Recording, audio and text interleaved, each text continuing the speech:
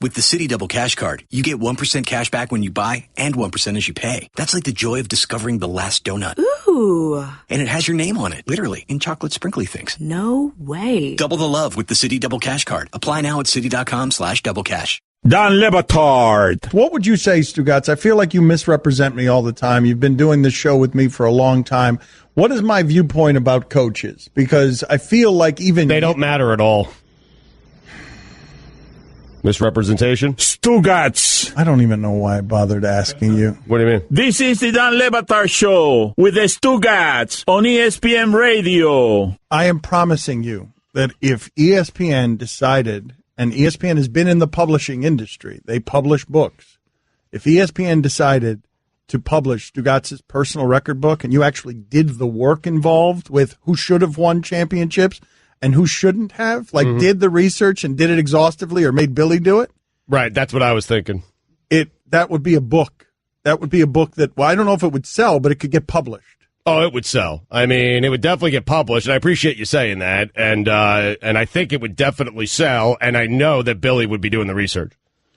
And not being paid or being paid very poorly. I'd give him a percentage of sales. No, Is that fair? you'd tell him you'd give him a percentage of sales, then you would skew the sales and then not give it to him. Well, you didn't let me say what percentage of sales I would give him. 0% of sales. Texter writes in here, that last segment. Get on it, Bill. Ha, you guys. Who wrote that? Lucille Ball or Sid Caesar? Now, this show is getting old. I'm getting old. You see, I'm forgetting things all the time around here. My memory in a way that made me punch a tray of plastic forks yesterday because I'm scared about what's happening to my memory and how many names I'm getting wrong. Yep.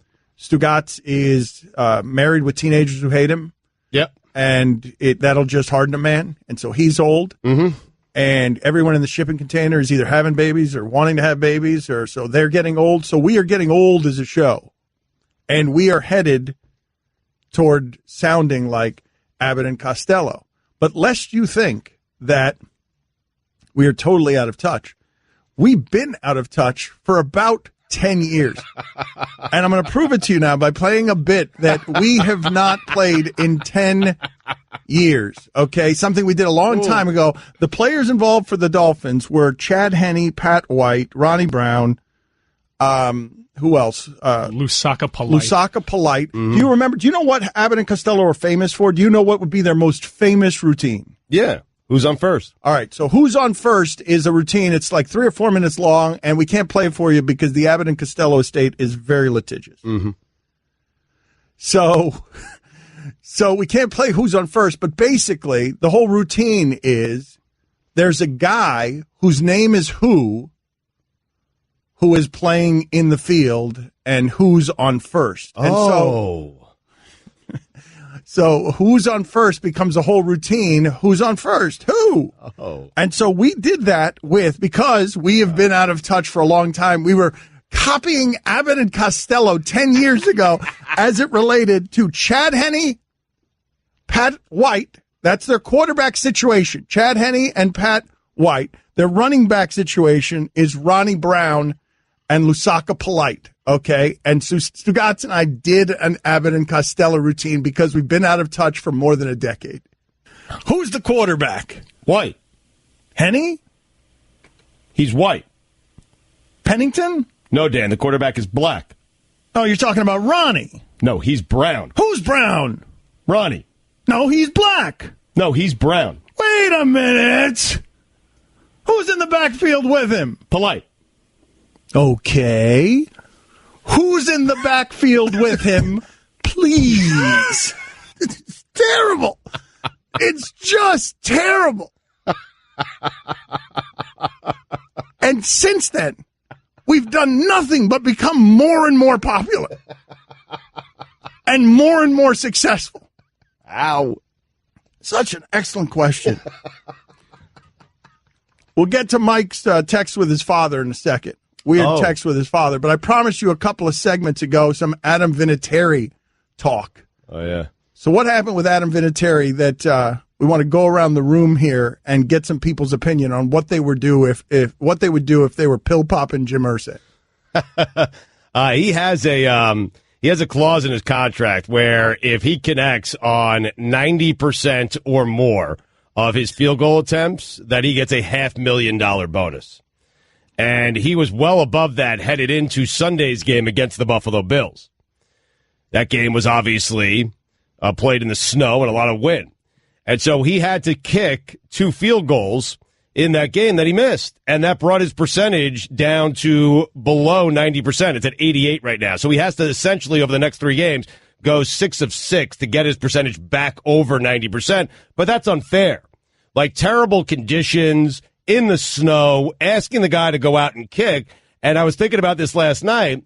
If I own the Buffalo Bills, or if I own the Colts, if I'm Jim Irsay, there is no way I am giving Adam the $500,000 bonus. And then I was trying to apply your sensibilities to this. And I'm guessing that if you were Jim Irsay... Yeah, of course. Spirit of the law, not letter you'd of the call law. Adam and say, hey, difficult wind conditions, tough weather, I'm going to hand you $500,000. I don't think you're allowed to do that. I'm not sure. We had a situation like that with I think you could do it in non-salary cap sports. Philip Hughes, the Minnesota Twins pitcher, should have gotten to... in non-salary cap sport, the owner can just give you the extra money. But I don't think you can do that in football contractually because incentives, the way they count against the salary cap. But let's just say they could for the sake of argument.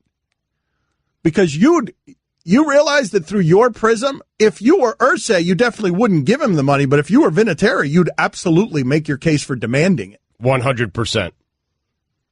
It's Vinatieri's fault, though. He should have cut a deal with the snapper or with the holder and been like, just bobble this ball. I'm not kicking it. Just fall on the ball, run around with it. I'm not kicking it. That's not a missed field goal? That doesn't count as a missed field goal? I don't think if he doesn't try to kick it, it's not a miss. So you just have him botch it. I love that secret sound of Vinatieri mic'd up. Look at this bleep, guys. Don't stop kicking all that snow and stuff. Let's just botch the snow. We'll get out of here. Pagano will be fired. We'll be done with all those cliches and all that craziness. I'll split it with you. I'll split my bonus with you. Get the long snapper involved. Although, one of the weird things that happens. I feel like a split's a bit too much, maybe like 70-30 with the snapper because it's the snapper, right? He's a long snapper. He'll take anything. I would make the argument. $20,000 maybe. I would make the argument that the single most taken for granted, undervalued thing in the entire sport, maybe in all of sports, is that long snapper holder exchange that you never see botched. How is it possible in the pros that you hardly ever see that exchange botched? You see bad snaps. You see Tom Brady running backwards, chasing a ball, looking every bit as 40 years old, risking injury. But I'm sure it happens on occasional, but not very often, where you get a bad snap. How is that possible? Oh, and in the snow, no one would be the wiser. It would have been a perfect crime. It really would have been. Nobody would have ever discovered it. And Vinatieri could have gotten his, $500,000 bonus? $500,000, man. Billy is I didn't even think about that when I was thinking about this last night, just cutting a deal with the long snapper and the holder. That is such a heady play by you. Going unstated here, and this is wrong that this is happening, is just the very idea that Adam Vinatieri is still kicking footballs in the National Football League. I mean, he's older than Jan Stenerud. It's getting to the point where I can only remember him as a Colts kicker. And Adam Vinatieri, how long is Adam Vinatieri going to do that if he's still doing that at 90%? Is Adam Vinatieri going to put this on the poll, Guillermo? Is Adam Vinatieri going to still be kicking field goals as a mummy in his 90s? He's 44 right now.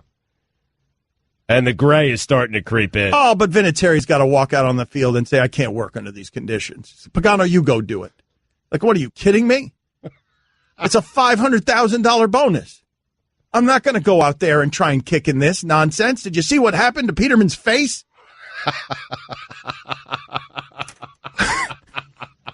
Right? Peterman got 2 concussions on the same play. His brain was concussed and the side of his face was concussed. Whatever brain particles are in the side of his face. You got to bring Pagano, the picture at its worst moment.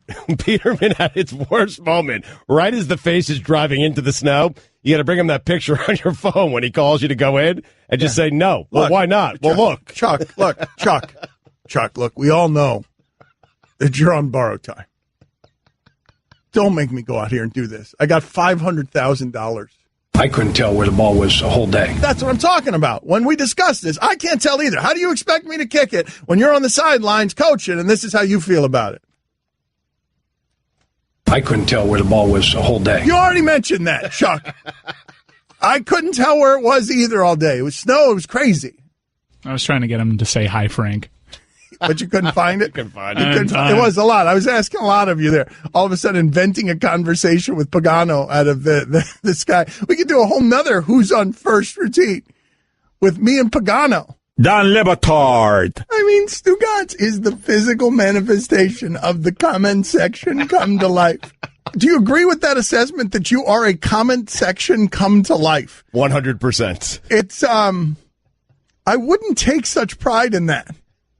I do. Stugotz. But I want you to imagine Stugotz rising up from the gutter. Like what you're looking at right now is a gutter. Only a gutter. And now it starts as a face and the mouth gets bigger and it just keeps growing and then just shouts rings. This is the Don Le Batard Show with the Stugotz on ESPN Radio. So Charles Barkley went on with Golic and Wingo, and I know many of you have a whole lot of issues with Charles. Charles is a very good friend of mine. I love all the things that he is, even though I disagree with some of them. He is unusual in that I've never seen a celebrity in my life ever treat the common people as well as Charles Barkley does in terms of making people feel special. And yesterday, because he cares deeply, and I know many of you hate Charles Barkley, or you think he's an Uncle Tom, or you think that sometimes the way he talks about black causes makes it feel like he's playing, respectability politics, and you don't like some of the things Charles Barkley said. But Charles Barkley dragged his butt to Alabama yesterday to be in the middle of that and see if he could swing the power in Alabama in a way that Alabama doesn't ever get the power swung, and he succeeded. And that is using the platform. He's not a perfect messenger. There are many places that he gets it wrong, but one of the places he doesn't get it wrong is the manner in which he cares. And it's not a small thing. So Charles Barkley was on with Golic and Wingo, and he is a father. Charles is a father. And he doesn't. I feel like what LeVar Ball is pressing on the most, LeVar Ball doesn't bother me. Right. But I feel like he's bothering parents. He is. I feel, but I feel like I don't feel like he's bothering single people or college kids or people who don't have responsibilities and don't have to care for someone or nurture someone who comes from the womb helpless. Well, you just can't relate to it. If you're single, if you don't have a kid, you just can't relate to what it is to have something that's so important to you that you would do nothing but, shower them with good things. I know, but moral outrage generally comes, it comes from a lot of places, but oftentimes the place that it comes from is the idea of somebody exploiting their children. Right. Like, if you're a parent, and you'll feel that more deeply. You will feel what's happening with LeVar Ball. I'm looking at it from here, and I think it's all funny. It's all entertainment. Parents look at it, and they're like, no. There are kids involved here at a dangerous age. What LeVar Ball is doing is dangerous. And now everybody's a parent and telling him how to parent. Right. I would tell those parents sending your kids to public school these days, that's dangerous. Anything's dangerous, okay? Don't think you're doing it better than he's doing it, okay? All right, well, you do it your way and let him do it his way. Well, hold on. But here's Charles Barkley telling you he's not down with the way that LeVar Ball is doing it, sending the younger Ball brothers to Lithuania to start their professional careers right now, because if anyone's going to exploit them, it's going to be him before it's going to be the NCAA. I do know Lithuania, they got a great basketball heritage. If you go back and look at the 1992 Dream Team that I was fortunate to be part of, they were one of the elite teams that we played. I don't know anything about that league or how it is, but like I say, first of all, I wish there was a place farther away from America they could send him. First of all, I would never leave my kids over there. If he's a legit father, he should stay over there with those kids the entire time. That would prove something to me. People are going to say he's a great father. Well, stay over there with those kids. I would never send my two teenage kids to Lithuania and then show back up in the United States the next day. I would stay with my kids if I was a good father. So he's raining down the judgment, Stugatz. Right, and I'm not, listen, I'm just not a fan. I respect what he has to say. Charles has been on the show and been great to us over the years. I'm not a fan of other people. Parent your own kids, okay? And you don't know the exact plan that LeVar has for these kids in Lithuania. You don't know if he's going to have family members with him. You don't know if he's going to be there himself some of the time. You don't know. Yes. And so maybe that's not good for Charles Barkley. But you know what? It's good for LeVar Ball, and it's good for those kids because they're okay with it. Well, but wait a minute. That's a big distinction you're making there, because I do think that many of the people who object to everything that's happening here, you just said it's good for LeVar Ball. That's indisputable. What many people are arguing when you get the angriest form of outrage is that he's doing it for LeVar Ball at the expense of his kids. You're like, the kids are okay with it. The kids don't know any better. Whether they're following dad and dad says, let's go play professionally in Lithuania. Like they're pretty young to be making those decisions. They are pretty young. But Dan, so what? Go to UCLA and let the NCAA and UCLA make tons of money off of your name, off of your brand? No, wait a minute. That's good parenting? Wait a minute. No, wait a minute. Wait a minute, though. Okay. I'm not sure that LeVar Ball views himself as much as a father as he does as a coach or a brand builder or a marketing manager for these kids. That the thing that they all want together is the success that comes from this. And so he views himself as the anarchist builder of an empire going against the grain. But you need to separate those two things. Him saying the NCAA is not going to exploit my kids. If anyone's going to exploit them, it's going to be me and under my care, is different than sending them to Lithuania and then staying here and just letting them sink or swim in Lithuanian basketball. I don't know how he's handling those details either, but Charles Barkley continues to go down this path on Golic and Wingo, where he's just saying, no. This is just exploitation. This is LeVar Ball doing for LeVar Ball. I just feel bad for those kids because, everybody talk about he might be a good father, this and that. No, he's not. He's just exploiting his kids. His kids, I love the kid playing for the Lakers. I don't know the other two kids. He's all about big baller brand. He has no foreseeable talent. He's trying to make money on his kids. And I just feel sadness for those kids because they're going to do whatever he tells them to do. And I just don't like the guy at all, plain and simple. And don't tell me he's a good father. Just because you exploit your kids trying to make money because you have no talent, that does not make you a good father. That makes you exploiting your kids. And I don't like the guy at all, and I wish they would quit putting him on television because he has no talent whatsoever. The voice of the Yankees, Michael Kay, is next. Don Le Batard. If you watched the interview last night that he did with Al Troutwig, I believe. He was a fossil, by the way. Anyway, if you... Why did you take out Al Troutwig? Troutwig, please. Oh, seriously. Well polished Al Troutwig. I got issues with Al Troutwig that go way, way back. Way back. Way back. Go on. I just don't like the guy, man. Stugatz. Put this on the poll. When I say the name Al Troutwig, do you imagine him wearing a wig made out of trout? This is the Don Le Batard Show with the Stugatz on ESPN Radio. Play that Mike Tomlin sound, please, Mike, so I can hear it in his voice, not blinking, because he thinks that he's in the military and he worries every week that anybody is going to be able to get out of the stadium. Excited about being in the kitchen, if you will. It's good to be in the kitchen. The kitchen's in Pittsburgh, PA, this week in the National Football League. And at Heinz Field. And that's where you want to be in the middle of December. So we don't take it for granted. As competitors, we're excited about it. But as professionals, we know that preparation is going to be required. So we'll spend the rest of this time putting ourselves in great position to perform in the manner in which we desire to. Oh, for the love of God. No one wants to be there in the middle of December. Nobody. Michael Kay with us now. He's the voice of the Yankees. Does anyone want to be there in the middle of December? Does anyone want to be there in the middle of December? Heinfield Kitchen. Does Mike Tomlin sound like a dope talking about kitchens? And by the way, do you refer to it as the you ever put this on the poll? Are you a self-serious gas bag if you refer to it as the National Football League instead of the NFL? Michael Kay with us now. Thank you for joining us, Michael. Do you refer to it as the NFL or the National Football League? When I do my John Facenda imitation, it's the National Football League, but most of the time it's NFL. Right, because you're a man of the people. Michael Kay. I've always been that. Yeah, he's a man of the people. Would you want to be in Pittsburgh in the middle of December? No. Yeah. All right, so this is a Although conversation. Pittsburgh's a great town.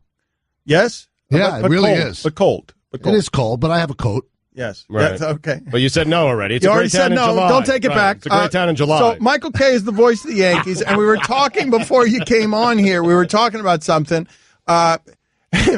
Allison, hold on a second, Michael. Hold on for a second. Allison was asking. She was telling us a story about J.K. Is it? No, it's J.K. Simmons. J.K. Simmons, yes. J.K. Simmons is coming on the show with us tomorrow. You're rattled by this fine system. No, hold on. Yes, I am. And I'm rattled by everything that's happening here. By the way, I haven't mentioned, I want to talk to Allison. I have not mentioned that Stu Gatz and Mike Ryan are going to be hosting the Russillo show today. So you're going to get bonus Le Batard show drippage, long day. Yep. The crew's going to be hosting the Russillo show because everybody's at these talent meetings at ESPN. That's why Michael Kay sounds so good. Right. Is because he's at these talent meetings that we couldn't get to because we got to do all this crud today. We weren't invited. So, Allison, what I want to know about is what was the ridiculousness that you were talking about with Stu Gatz? This is a good conversation here. Stu Gatz asked J.K. Simmons last time he was on because he's endorses Farmers Insurance, if he gets free insurance.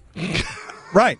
And so, no, this is the reason that's funny, because Allison pointed out, because I would have thought that celebrities might get all free stuff, including insurance. But Allison is pointing out that then you could just drive crazy all the time and your insurance rates never go up. So that, correct. Like, would you not have assumed, Michael, that famous people could get insurance for free if they were commercial endorsement people for that insurance? You would think so, and you could say that the money they get paid, they just pay the insurance, it's free. But, one of the sponsors of the radio show is Geico, and I don't get it free.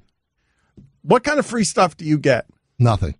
Nothing? Why? No. Because you got to be a journalist? Well, you get free drinks. Michael, you walk into New York. Michael, you're not paying for all your meals. You're not paying for all your drinks. You're the voice of the Yankees.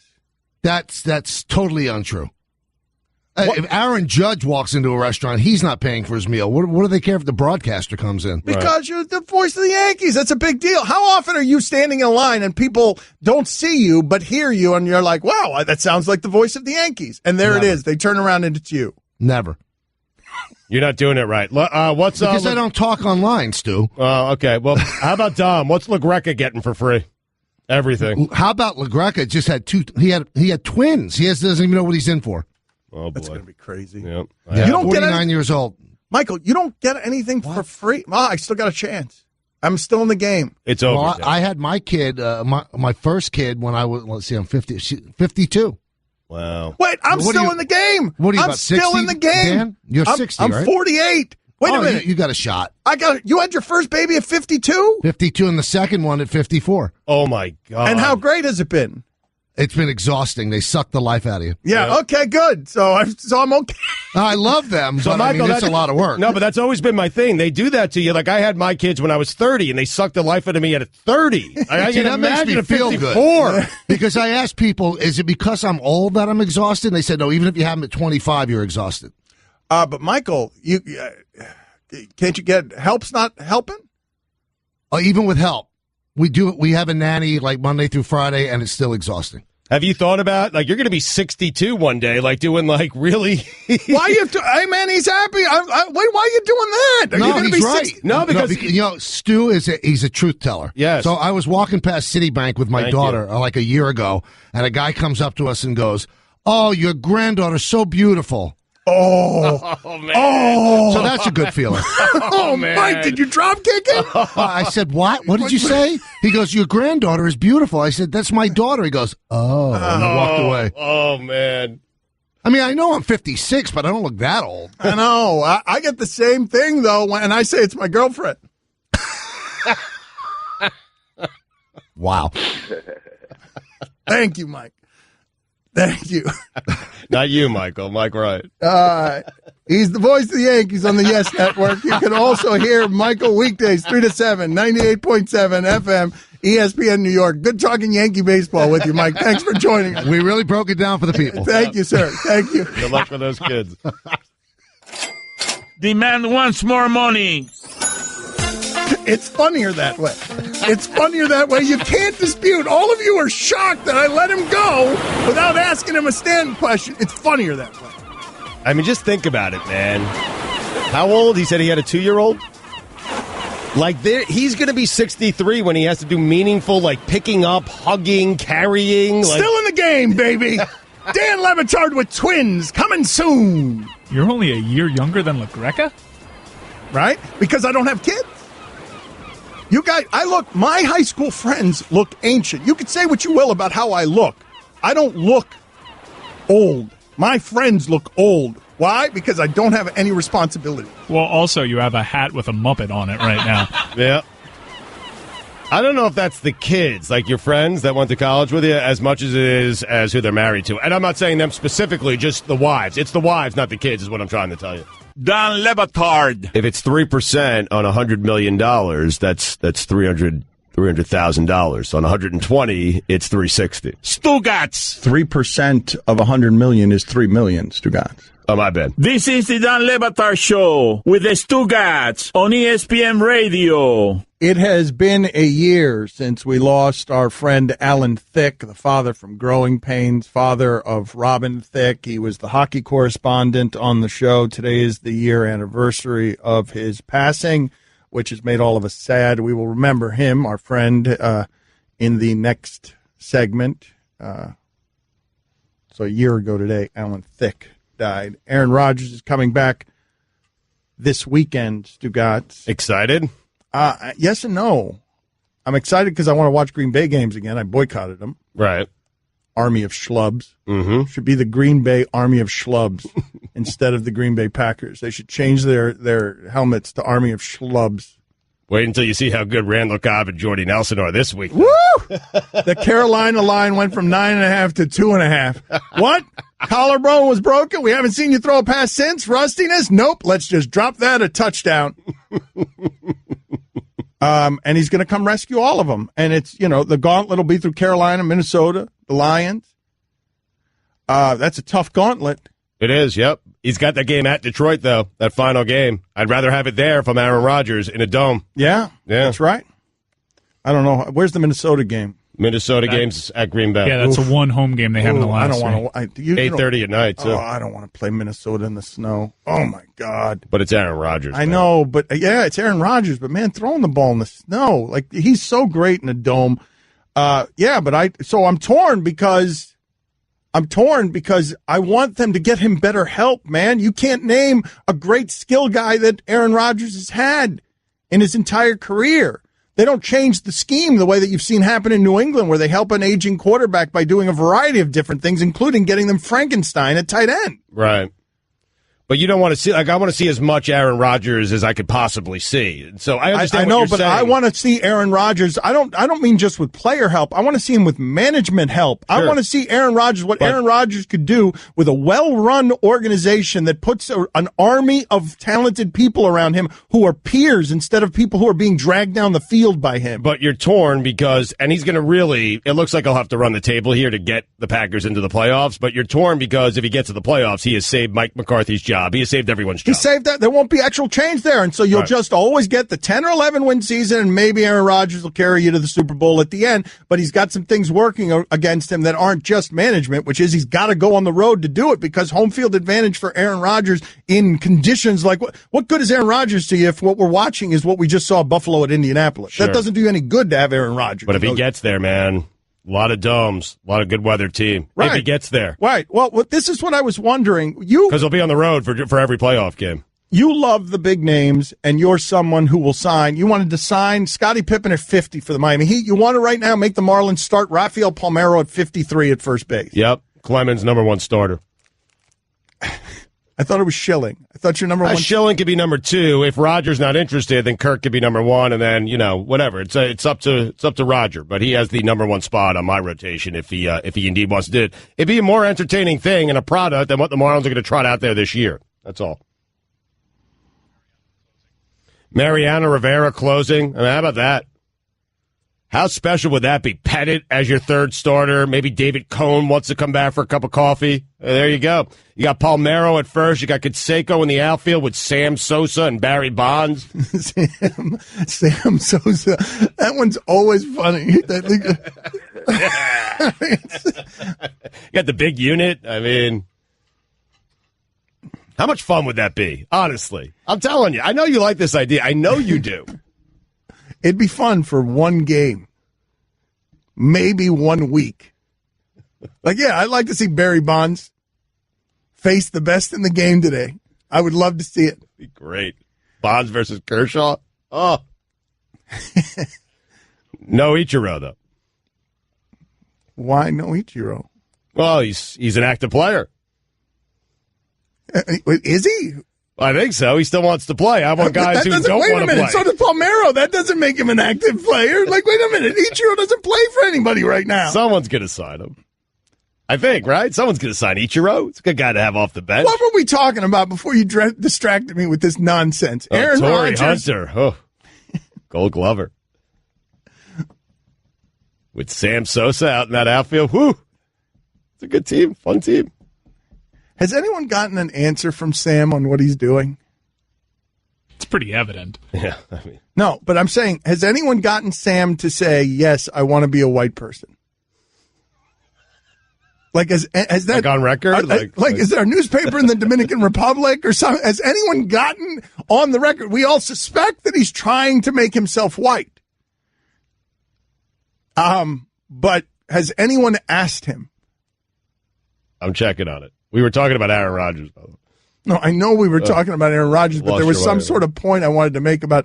Oh, I know what the point was. The point I wanted to make was about signing names and signing old people. You always want to sign old people. But to me, it just makes total sense that the Philadelphia Eagles would sign Tony Romo. Like, it's a perfect set of circumstances. And I just think that these coaches are always so afraid of change, and they're such control freaks about preparation that they're more comfortable in the idea of, let me take my chances with Nick Foles. He knows our system. Sure. Than letting Tony Romo have 2 games to get ready for this. You'll still have Foles in the background if it doesn't work, and go make a run at it with Romo or Kaepernick. But don't you think they discussed this? You don't think that discussion happened inside the Eagles? I don't know, but I think that fear would keep you from doing it. Like, everything about this scenario, right? You feel like you're close as a team. These windows close fast, man. The Cowboys looked last year like they were ready to win the Super Bowl, and Rodgers closed that, and now their offensive line doesn't look healthy.